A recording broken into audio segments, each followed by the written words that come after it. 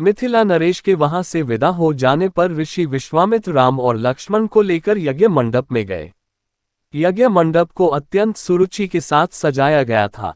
उस भव्य मंडप को देखकर लगता था मानो वह देवराज इंद्र का दरबार हो।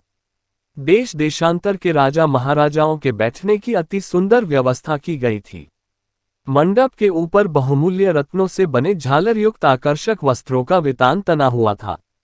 वितान के चारों ओर फहरते हुए पताके मिथिलापति की कीर्ति को प्रदर्शित कर रहे थे। बीच बीच में रत्नजटित स्तंभ बनाए गए थे। वेद पाठी ब्राह्मण एवं तपस्वी शांति पाठ कर रहे थे। देदीप्यमान वस्त्राभूषणों को धारण किए राजकुमार अपने अपने आसनों पर विराजमान थे।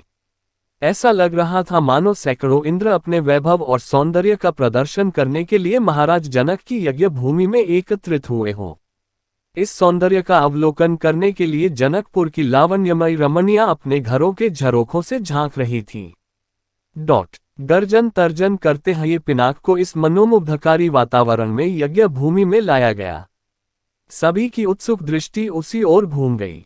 सहस्त्रों व्यक्ति उस धनुष को एक विशाल गाड़ी में धीरे धीरे खींच रहे थे। उस विशालकाय वज्र के समान धनुष को देखकर बड़े बड़े बलवानों का धैर्य छूटने लगा और पसीना आने लगा। पिनाक को यथास्थान पर स्थापित कर दिया गया।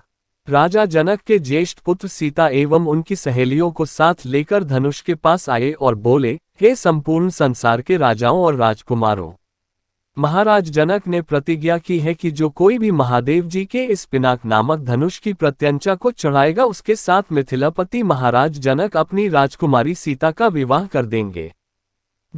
राजा जनक की इस प्रतिज्ञा को सुनकर राजा और राजकुमार बारी बारी से उस धनुष पर प्रत्यंचा चढ़ाने के लिए आए, किंतु भरपूर प्रयास करके भी उस पर प्रत्यंचा चढ़ाना तो दूर उसे हिला भी न सके।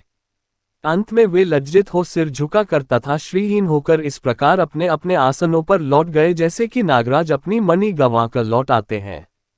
इस प्रकार एक एक करके सब राजाओं और राजकुमारों को विफल मनोरथ होकर लौटता देख महाराज जनक को बहुत दैख हुआ। उन्होंने बड़ी निराशा के साथ मर्मभेदी स्वर में कहा, संपूर्ण संसार के विख्यात शक्तिशाली योद्धा यहाँ विद्यमान हैं, किंतु बड़े दैख की बात है कि उनमें से कोई भी पिनाक पर प्रत्यंचा नहीं चढ़ा सका। उनकी इस असफलता को देखकर ऐसा प्रतीत होता है कि पृथ्वी शूरवीर क्षत्रियों से खाली हो गई है। यदि मुझे पहले से ज्ञात होता कि अब इस संसार में वास्तव में कोई क्षत्रिय योद्धा नहीं रहा है तो मैं न तो धनुष यज्ञ का अनुष्ठान करता और न ऐसी प्रतिज्ञा करता। लगता है कि मेरी पुत्री सीता आयु पर्यंत कुंवारी रहेगी। परमात्मा ने उसके भाग्य में विवाह लिखा ही नहीं है। महाराज जनक की यह बात सुनकर उन सभी राजाओं और राजकुमारों ने, जो अपनी असफलता से पहले ही लज्जित हो रहे थे, क्षुब्ध मन से दृष्टि नीचे झुका लिया। राजा जनक के द्वारा की गई इस भर्त्सना का उनके पास कोई उत्तर न था। परंतु अयोध्या के छोटे राजकुमार लक्ष्मण को मिथिलापति द्वारा समस्त क्षत्रियों पर लगाया गया लांछन सहन नहीं हुआ। कुपित होकर उन्होंने अपनी भरिकुटी चढ़ा ली और तीखे शब्दों में बोले, हे मिथिला के स्वामी राजा जनक, आपके ये शब्द सर्वथा अनुचित और सूर्यकुल तथा रघुवंश का अपमान करने वाले हैं। आश्चर्य है कि आपने ऐसे अपमानजनक शब्द कहने का साहस कैसे किया। जहां प्रतापी सूर्यकुल का साधारण व्यक्ति विद्यमान हो वहां भी कोई इस प्रकार तिरस्कार भरे शब्द कहने से पूर्व अनेक बार उस पर विचार करता है। फिर यहाँ तो सूर्यकुल के मणि श्री रामचंद्र साक्षात विराजमान हैं। आप शिव के इस पुराने पिनाक की इतनी गरिमा सिद्ध करना चाहते हैं।